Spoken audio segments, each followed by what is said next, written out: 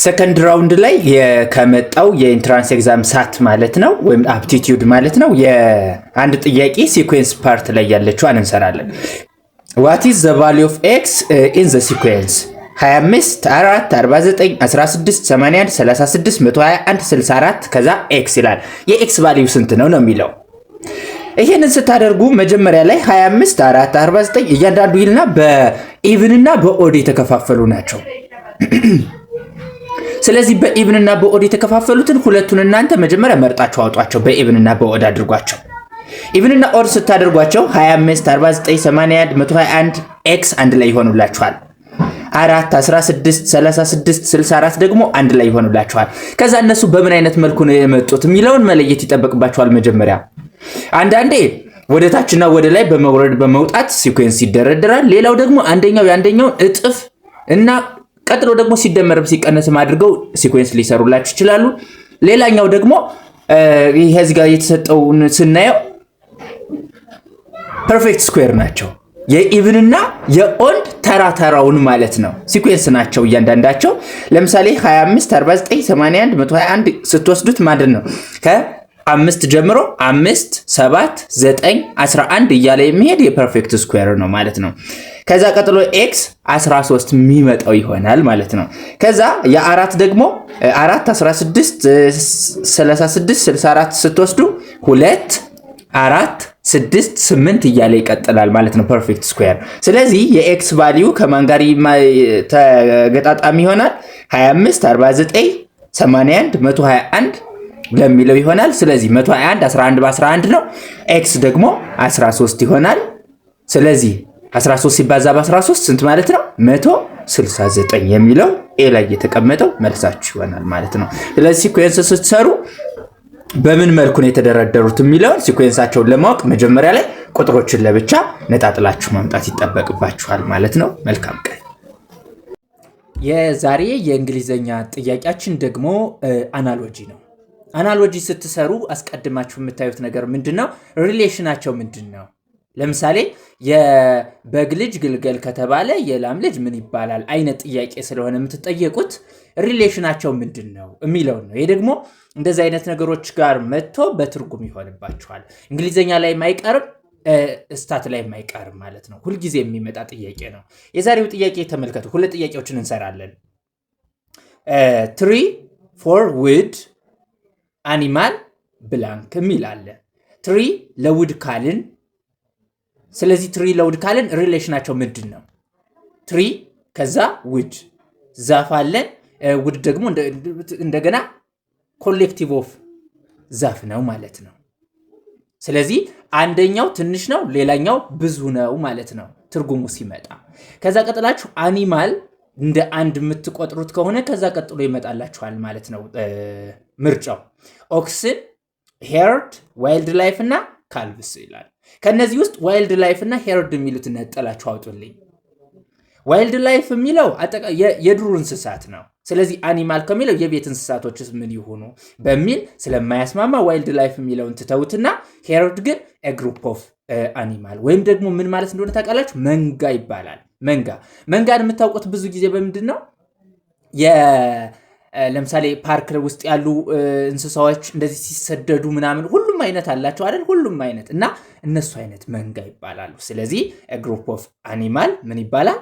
ሄርድ ይባላል ማለት ነው። ስለዚህ መልሳችን ቢ ነው የሚሆነው። ሁለተኛው ጥያቄ ኢንቫሉዌብል፣ ወርዝለስ፣ ኢንቱስታስቲክ ከዛ ምንድን ይሆናል?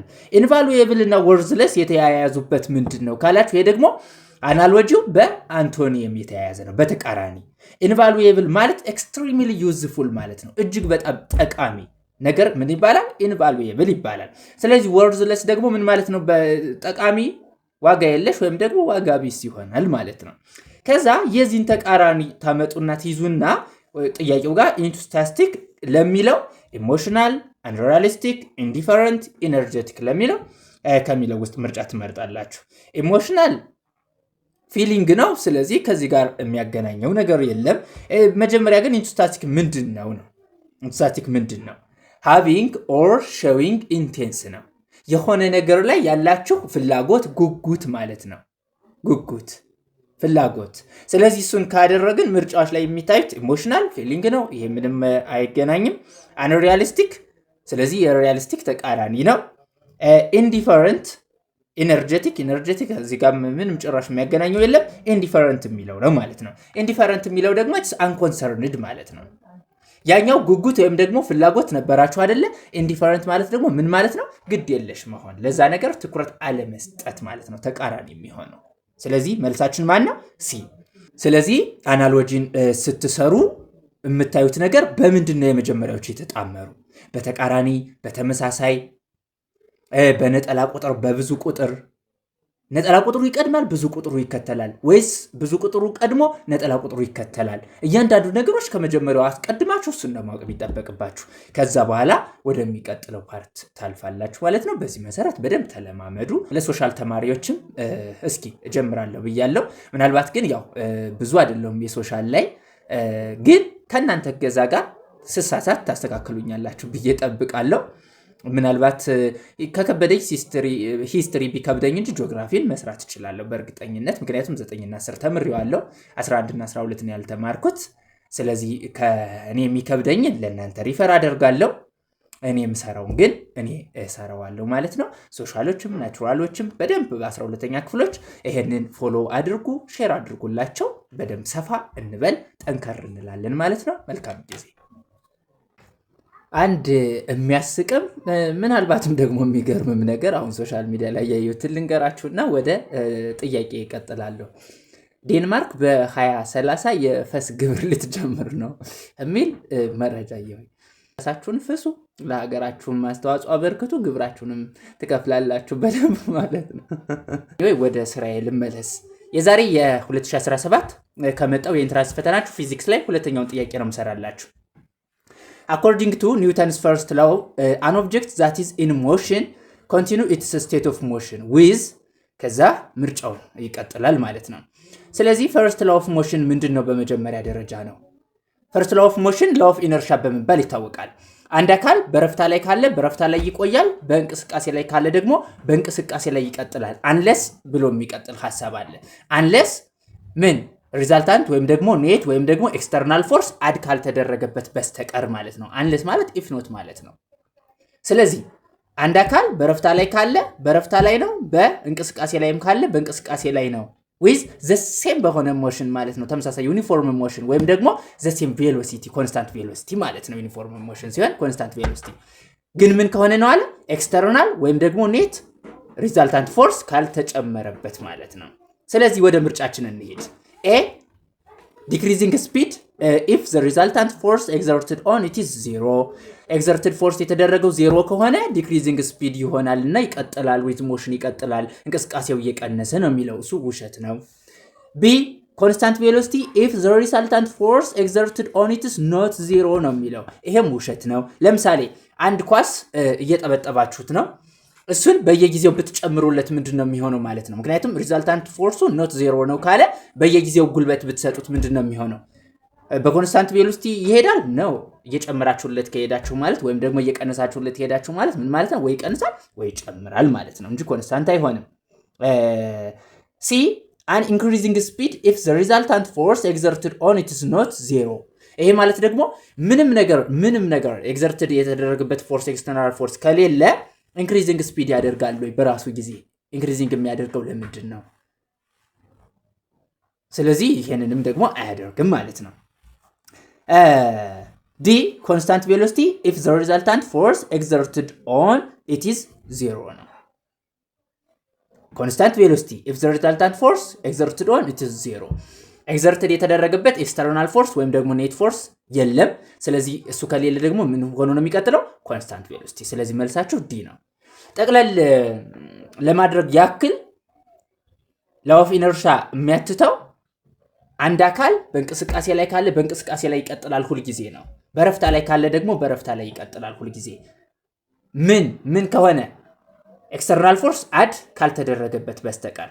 ለምሳሌ ኳሷን የቅድሟን ኤግዛምፕል ኳሷን ብንወስዳት ግራቪቴሽናል ፎርስ አለው፣ ፍሪክሽናል ፎርስ አለው፣ ኤር ፎርስ አለ። እያንዳንዱ ተባብረው ነው ማለት ነው ወደ ማረፍ የሚወስዷት። እንጂ እናንተ ምንም አላደረጋችኋትም ነበር። ስለዚህ አንዴ ትለቋታላችሁ። ስለዚህ ረጅም ጊዜ እየነጠረች መቆየት ትችል ነበር ማለት ነው። ስለዚህ ኤክስተርናል ፎርስ ግን እኛ ባንነካትም ኤክስተርናል ፎርስ አድ ተደርጎባታል በተፈጥሮ ምክንያት ማለት ነው። በዛ ኳሷ ወደ ማረፍ ትገደዳለች ማለት ነው። ስለዚህ እነዚህ ከሌሉ ግን በኮንስታንት ቬሎሲቲ ሞሽን ላይ ከሆነም ሞሽን ላይ ይቀጥላል፣ ረፍታ ላይ ከሆነም ረፍታ ላይ ይቀጥላል የሚለው ነው ማለት ነው የላው ኦፍ ኢነርሻ ጽንሰ ሐሳብ። መልካም ጊዜ። የኢንትራንስ ፈተና ከአንዴ ከወጣ በኋላ በምን ያክል ሰዎች ስንት ጊዜ ሊገመገም እንደሚችል ወይም ደግሞ ማለት ጽሁፎቹ፣ መልሶቹ፣ ጥያቄዎቹ ምን ያክል ጊዜ እንደሚገመገሙ እርግጠኛ አይደለሁም። ነገር ግን ይሄን ጥያቄ ተመልከቱና እናንተም በጣም የሚያስደነግጥ አንዳንዴ ደግሞ ሊገርም የሚችል ነገር ትመለከታላችሁ። በዚህ ደረጃ ስህተት የሚሰራ ከሆነ በእርግጠኝነት ጥያቄዎቹ ከባድ ብቻ መሆን ሳይሆን ግራ አጋቢም ሆነው የሚያልቁበት ነገር ምንም አጠራጣሪ የለውም ማለት ነው። ከተሳሳትኩ ግን ታርሙኛላችሁ። 2017 ላይ የወጣ የማት ፈተና የኢንትራንስ ፈተና ነው። ሌት ኤ ሴት ኤ እና ሴት ቢ የሚባሉ አሉ። ሌት ኤ which calls x an element of z ማለት integer number that is -2 less than or equal to x less than or equal to 2 and b which calls x an element of natural number that's 2x less than or equal to 3x plus 1 የሚላለን are given to set then what is number of a union b number of a union b number of a union b ከተባለ a ያለውና b ያለው ወይም ደግሞ ከa ብቻ ያለውም ከb ያለውም እንዳል በቃ በአጠቃላይ በጋራ ሆኖ እንደማለት ነው። ስለዚህ እነዚህን አድርገን በአንድ ላይ number of a union b አድርገን ቁጥራቸውን ብዛታቸውን ምን እናገርበትን ነው የሚጠይቀን። ስለዚህ የመጀመሪያው የኤን መዘርዘር እንጀምር። ኤክስ አን ኤሌመንት ኦፍ ኢንቲጀር ነምበር ሆኖ ኤክስ በኔጌቲቭ 2 እና በፖዚቲቭ 2 መካከል ያለ ራሳቸውን የሚያጠቃልል ሆኖ ማለት ነው። ሲዘረዘሩ -2 -1 0 1 እና 2 ይሆናል። ስንት ኤሌመንት ማለት ነው? 5 ኤሌመንት ይኖረናል። የቢን ደግሞ እንዘርዝር። የቢ ኤክስ አን ኤሌመንት ኦፍ ናቹራል ነምበር ነው ተብለናል። 2x less than or equal to 3x plus 1 ይሄንን ወደ አንድ መልሱትና 2x minus 3x less than or equal to 1 አድርጉ። ከዛ minus x less than or equal to 1 በ-1 ስታካፍሉት less than or equal to ሚል ይገለበጥና greater than or equal to ይሆንላችኋል ማለት ነው። x greater than or equal to -1 የሚል ይመጣላችኋል። x greater than or equal to -1 ማለት ናቹራል ነምበር ነው። ስለዚህ -1 እናንተ አታካትቱም፣ 0ንም አታካትቱም። greater than የሚለው ይሰራና ከዛ x 1 2 3 ሆኖ እስከ መጨረሻው ማለት ነው። ምክንያቱም ናቹራል ነምበር ነው። ከዛ ግሬተር ዛን ሚል ያሟላልናል ማለት ነው። ስለዚህ እሱን ካደረግን ዩኒየን ላይ ከሚለው እሱን ማምጣት ይችላል። ምክንያቱም ኢንተርሴክሽን አይልም። ዩኒየን በዚህ መልኩ ከሆነ የኔጌቲቭ 2 የ-1 የ0 የ1 የ2 እና ከአንድ ጀምሮ እስከ መጨረሻው ያለ ቁጥር ዩኒየኑ ስንት ነው? ዩኒየኑ ስንት ነው?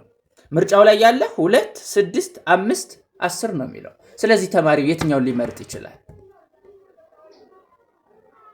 ምናልባት እንግዲህ ከሳላይ የተሳሳትኩት ነገር ካለ እናንተ አርሙ፣ ሐሳባችሁንም እስኪ ቀጥሉበት። ማለት እንደዚህ አይነት የተሳሳቱ ጥያቄዎች በጣም ያጋጥሟችኋል ወይስ ደግሞ እኔ ነኝ የተሳሳትኩት? ከተሳሳት ታርሙልኛላችሁ።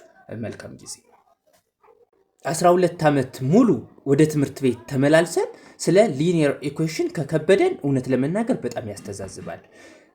ሁልጊዜ ከኢንትራንስ ኤግዛማችሁ ላይ የማይቀሩ ጥያቄዎች ውስጥ ቢያንስ 2 3 እና 4 ጥያቄ ያክል ስለ ሊኒየር ኢኩዌሽን ይመጣል። ያ ለማንኛችንም ተማሪ ጎበዝ ነው፣ ሰነፍ ነው፣ መካከለኛ ነው የሚባል ነገር ራሱ መስማት አያስፈልግም። ሊኒየር ኢኩዌሽን በቃ ከ5ኛ ክፍል ጀምሮ ሁላችሁም ከአማርኛው ጀምሮ የምትማሩት ነው። ስለዚህ እጅግ በጣም ቀላል ጥያቄዎች ናቸው። ዛሬ 2017 የመጣው ጥያቄ ሊኒየር ኢኩዌሽን ተሰጥቷችኋል። ስለዚህ ሶሉሽን ሴት መፈለግ ነው ማለት ነው። ጥያቄውን ላንብብላችሁ። given the system of linear equation a1x plus b1y እኩል ይሆናል c1 a2x ሲደመር b2i እኩል ይሆናል c2 ከዛ a1 b1 ሁሉም ቁጥሮች ማለት ነው የሪል ነምበር አባል ናቸው። ከዛ a2 b2 c2 ደግሞ different from 0 ነው። ዜን በዚህ መሰረት which one of the following is true ነው የሚለው። ስለዚህ ከዚህ አስቀድመን ሶሉሽን ሴት ስንፈልግ ምንድነው የሚያካትተው የሚለውን ነገር እናያለን። የመጀመሪያው የኤክስ ቫልዩ እና የዋይ ቫልዩ ከኮንስታንት ቁጥሩ ጋር እኩል ከሆኑ ኢንፋይናይትሊ ሜኒ ሶሉሽን ይባላል። ምን ማለት ነው? a1 ኦቨር a2 እኩል ይሆናል b1 ኦቨር b2 እኩል ይሆናል c1 ኦቨር c2 እኩል የሚሆኑ ከሆነ ኢንፋይናይትሊ ሜኒ ሶሉሽን ይባላል። ከዛ ሁለተኛው ደግሞ የኤክስ ቫልዩ እና የዋይ ቫልዩ እኩል ሆኖ ነገር ግን ሁለቱ ከኮንስታንት ነምበሩ ጋር የተለያዩ ከሆኑ ይሄ ደግሞ ምን ይባላል? ኖ ሶሉሽን ይባላል። a1 ኦቨር a2 እኩል ይሆናል b1 ኦቨር b2 ዲፈረንት ፍሮም c1 ኦቨር c2 ማለት ኖ ሶሉሽን ነው። ሶስተኛው ደግሞ የኤክስ ቫልዩ ከዋይ ቫልዩ ዲፈረንት ከሆነ ምን ማለት ነው? a1 ኦቨር a2 ዲፈረንት ፍሮም b1 ኦቨር b2 ከሆነ ይሄ ደግሞ ዩኒክ ኦር ዋን ሶሉሽን ይባላል ማለት ነው። አሁን ምርጫችንን እንይ። a which one of the following is true ነው የተባልነው። a1 ኦቨር a2 እኩል ይሆናል c1 ኦቨር c2 ኖ ሶሉሽን ነው ይለናል። ይሄ ውሸት ነው። ምንድነው ያልኳችሁ በመጀመሪያው a1 ኦቨር a2 እኩል ይሆናል c1 ኦቨር c2 ሆኖ ከእንትኑ ጋር ከሆነ ከኮንስታንት ነበሩ ጋር እኩል የሚሆን ከሆነ ኢንፋይናይትሊ ሜኒ ሶሉሽን ይሆናል። ነገር ግን ከኮንስታንት ነበሩ ጋር ዲፈረንት ከሆነ ግን ምንድነው ኖ ሶሉሽን ይባላል ብያችኋለሁ። ስለዚህ እዚህ ጋር እኩል ነው ስላለ ምንድነው ውሸት ነው። ምክንያቱም ኢንፋይናይትሊ ሜኒ ሶሉሽን ነበር መሆን ያለበት እንጂ ኖ ሶሉሽን አይደለም። b1 ኦቨር b2 እኩል ይሆናል c1 ኦቨር c2 ይሄ ደግሞ a1 እና a2 ከማን ከc1 ኦቨር c2 ጋር በሚሆንበት ጊዜ አሁንም ተመሳሳይ ኢንፋይናይትሊ ሜኒ ሶሉሽን ነበር መሆን ያለበት። ይሄም ዩኒክ ሶሉሽን ብሏል፣ ውሸት ነው። c a1 ኦቨር a2 ዲፈረንት ፍሮም c1 ኦቨር c2 ኢንፋይናይትሊ ሜኒ ሶሉሽን ነው ብሏል፣ ውሸት ነው። ምክንያቱም ይሄ መሆን ያለበት ምንድን ነበረ? ኖ ሶሉሽን ነው መሆን ያለበት። d a1 over a2 different from b1 over b2 it's one solution or unique solution። ስለዚህ መልሳችን ማን ነው? ዲ። ስለዚህ የገለጽኩላችሁን ነገር ወደ ኋላ ተመልሳችሁ ወይም ደግሞ ፖዝ አድርጋችሁ ቪዲዮውን ማለት ነው በደንብ ስሙት። ለሁላችሁም እጅግ በጣም ቀላል ሁልጊዜ መመለስ ያለባችሁ ጥያቄ ነው መሆን ያለበት። ዩቱን ፎሎ እያደረጋችሁ አዲሶች ሌሎቻችሁ ደግሞ ወደ ጓደኞቻችሁ አጋሯቸው፣ በደንብ ሼር አድርጉት። በቅርቡ ደግሞ እስኪ ወደ 20 ሺህ እንግባና በጣም ከፍ እንበል። ፈተናዎችንም ቶሎ እንሰራለን። መልካም ጊዜ